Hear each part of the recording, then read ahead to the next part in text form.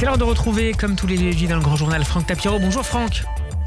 Bonjour Steve, bonjour les auditeurs. Et merci d'être avec nous. Vous êtes communicant, vous pilotez les Diaspora Defense Force, les DDF. Votre avis, Franck, sur cet accord et cette libération attendue des otages à partir de dimanche, on l'espère?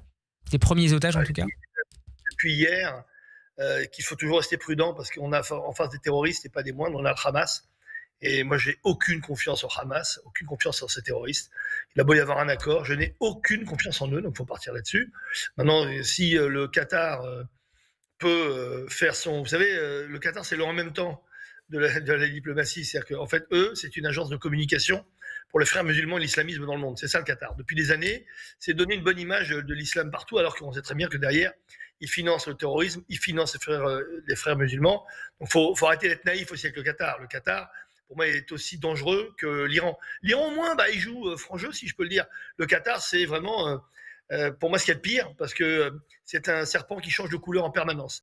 Donc, ne pas être dupe avec le Qatar, et je pense qu'on trouvera, vous verrez, une implication du Qatar beaucoup plus forte dans l'attaque du 7 octobre. Parce que l'Iran a rattrapé la caravane en cours de route, il n'y a pas eu d'attaque simultanée, et on verra que le Qatar a eu une grande importance.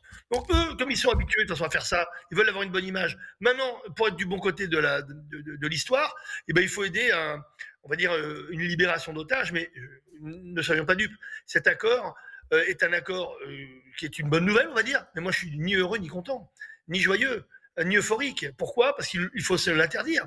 Moi je serais content quand tous les otages seront rentrés.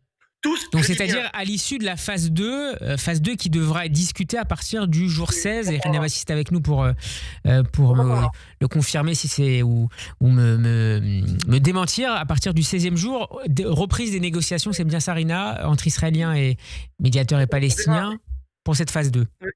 Oui, mais déjà qu'on aille au démarrage de la phase 1, déjà, avant de pouvoir... Vous savez, moi je suis très optimiste, mais je suis très réaliste. Mais vous verrez, c'est quand tous les otages vivants et morts seront rentrés. Et n'oublions pas qu'ils n'ont pas kidnappé que des vivants. Le Hamas a kidnappé des morts. Ils ont ramassé le cadavre de Jonathan Samerano, on le voit, avec des agents de l'UNRWA, considérés encore aujourd'hui par certains pays du monde comme une agence sérieuse et fiable de l'ONU. Donc à un moment, il faut aussi que... Vous savez, le 7 octobre est un grand révélateur et j'espère que cette libération sera aussi une libération de la vérité et qu'on regardera les gens en face. Et même si le Qatar, il y a des gens qui se félicitent d'avoir le Qatar aujourd'hui qui a fait un accord de paix, moi je n'oublie pas tout ce que le Qatar a fait. Je n'oublie pas que le 7 octobre, ils sont en grande partie responsables. Je n'oublie pas qu'ils ont financé pendant des années le terrorisme. Donc encore une fois, je me dis, bonne nouvelle, on verra déjà si ça commence, on verra si ça va au bout, mais regardez. Moi, ce qui me sidère dans cet accord, et Dieu sait si je suis content, je suis heureux, mais enfin, je m'interdis d'être heureux parce que je dis, j'attends la libération de tous. C'est le compte-gouttes.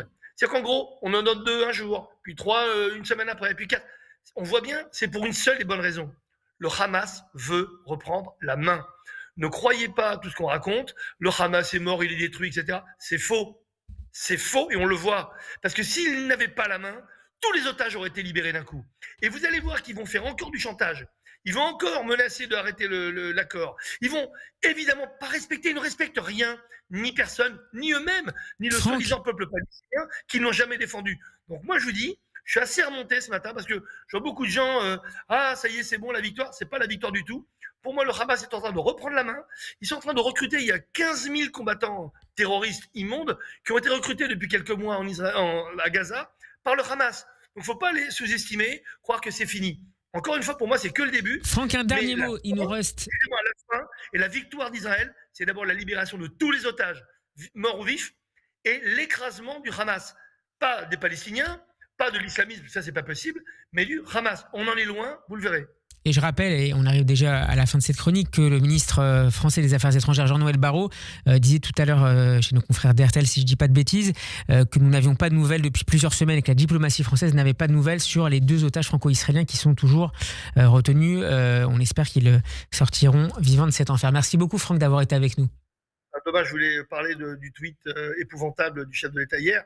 Même si c'est un tweet suicidaire, il n'y a pas besoin de le commenter, mais de montrer que l'inversion victimaire depuis le début se voit dans l'inversion des phrases du tweet.